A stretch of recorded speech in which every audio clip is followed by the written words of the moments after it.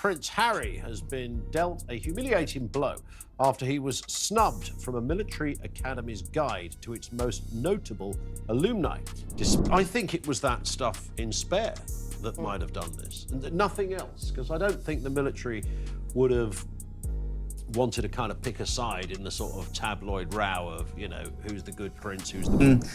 Prince Harry jetted into Heathrow yesterday, slipping through the VIP Windsor suite for his first UK visit since losing that bit of showdown against the Home Office about police protection. No protection at all.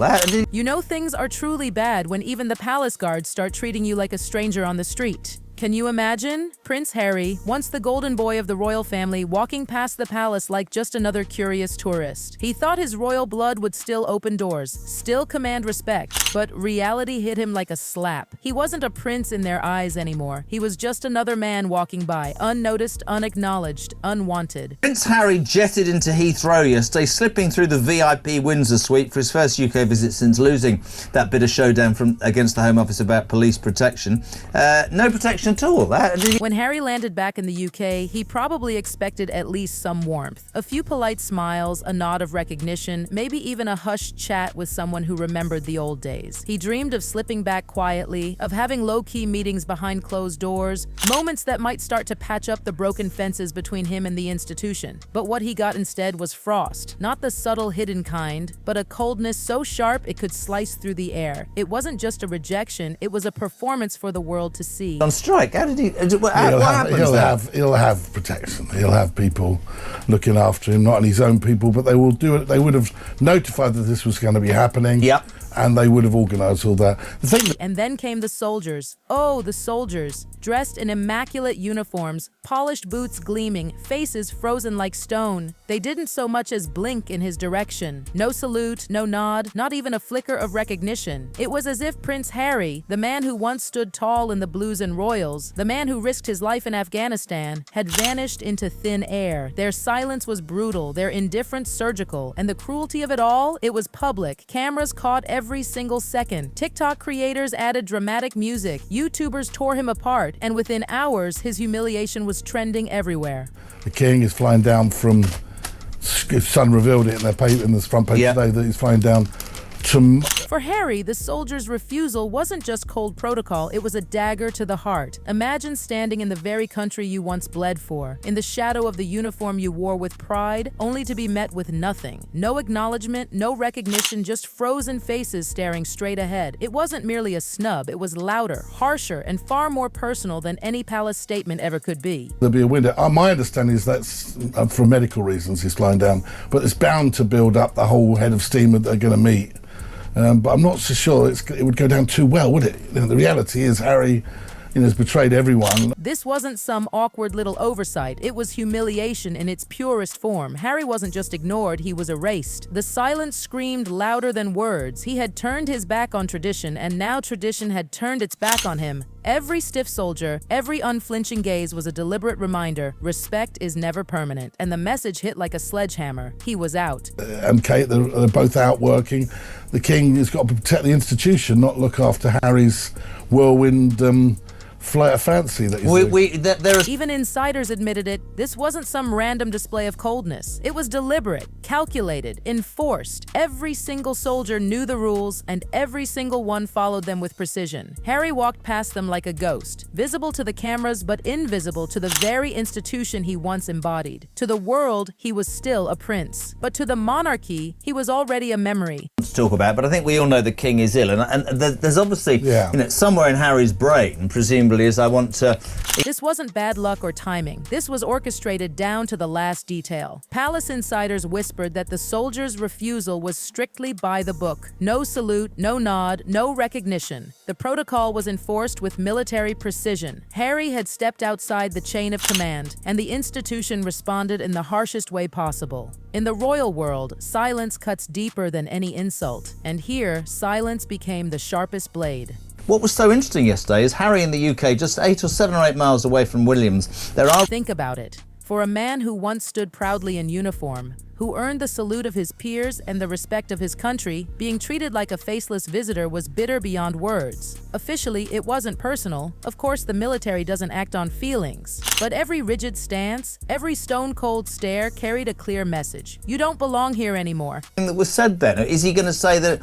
I mean, I've heard rumours the marriage is on the rocks. Was he going to blame her and come back to the United Kingdom with his ginger tail between his legs? I don't think people will accept him. I don't think. And the cameras didn't miss a thing. Every step Harry took, every tiny flicker of his expression was captured, dissected, and broadcasted across the world. Social media exploded. TikTokers looped the clips, YouTubers made reaction videos, and Instagram accounts turned every freeze frame into viral posts. Some said Harry deserved it, others said it was cruel, but no one could deny one thing. The moment was a statement too powerful to ignore. Once adored, once respected, Harry was now invisible. The silence wasn't awkward, it was purposeful. Every detail was staged. The lack of a salute, the clinical professionalism, the stripped-down absence of warmth. Together, it screamed a single message: you're out and you can't walk back in no matter how much you want to. Saluting in the military isn't some empty formality, it's everything. It's respect, it's recognition, it's a way of saying, you belong here, you're one of us. And in the royal world, it means even more. Harry once commanded that salute. He earned it. He carried it like armor, a shield against the world.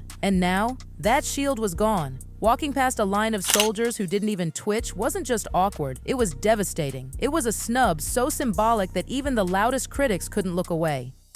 And here's the cruel truth. This wasn't just about soldiers standing still. This was about Harry's whole life unraveling after leaving royal duties. Every Netflix deal, every bombshell interview, every time he aired the royal family's dirty laundry, this was the price. That silent, calculated rejection told the entire world exactly where Harry stood. He was no longer inside the circle. He was an outsider, scrutinized, questioned, and stripped of the untouchable aura he once carried. That sting wasn't just for Harry, it was for the millions watching, gossiping, and replaying every second online. And even though Meghan Markle wasn't physically there, her presence was everywhere, heavy, unshakable. You could feel it in the air, like a shadow following Harry's every step, every stiff smile he gave, every cautious move he made. It all seemed soaked in Meghan's influence. Some whispered that she was the reason he was cast out. Others swore she gave him the courage to escape a suffocating system. Either way, love her or hate her, Meghan's shadow loomed so large that it turned this UK visit into a stage play where she was still the main character, without even showing up. Fans and critics wasted no time reigniting the Meghan debate. Was she his savior or his downfall? Did she guide him toward freedom or drag him away from everything that once defined him? With Harry back on UK soil, the whispers became a storm. Suddenly, every pause in his step, every flicker in his face was dissected and reinterpreted as Meghan's invisible hand pulling strings from across the ocean.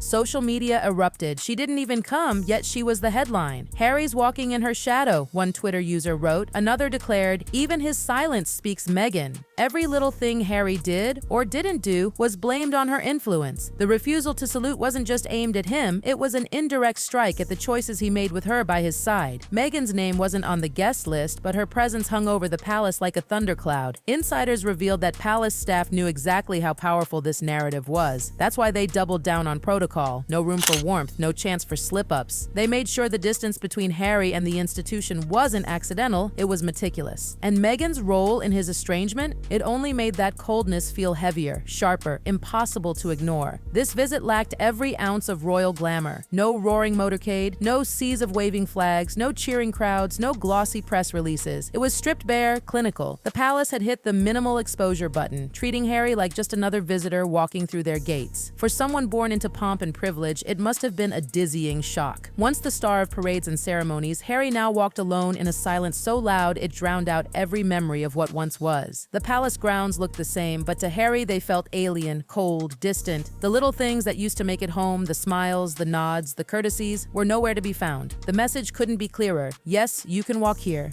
But no, you don't belong anymore. Observers noticed it instantly. Harry didn't move like the prince they remembered. He didn't carry that natural ease, that confident warmth. Instead, he moved like a man on trial, tense, careful, every step measured, as if the world was waiting to pounce on a single misstep. This wasn't a homecoming, it was a punishment. The body language said it all. The easy swagger, the confident waves from palace balconies, all gone. Now, Harry's shoulders were tight, his hands clamped together, his smile frozen and shallow. A smile that never once reached his eyes. Every detail screamed discomfort. It was as if the palace walls he once called home had turned into prison bars, closing in around him. And this wasn't just about royal tradition, it was about Harry's entire identity. A salute, after all, isn't just a wave of the hand. It's honor, it's belonging, it's brotherhood. And for Harry, who once wore his Blues and Royals uniform like a second skin, losing that salute was losing a part of himself. Watching those soldiers look right through him was like watching his old life vanish in real time. This moment reflected everything that's changed since he left. Every Netflix documentary, every Oprah interview, every tell-all book chipped away at the fragile bridge between him and the monarchy. And this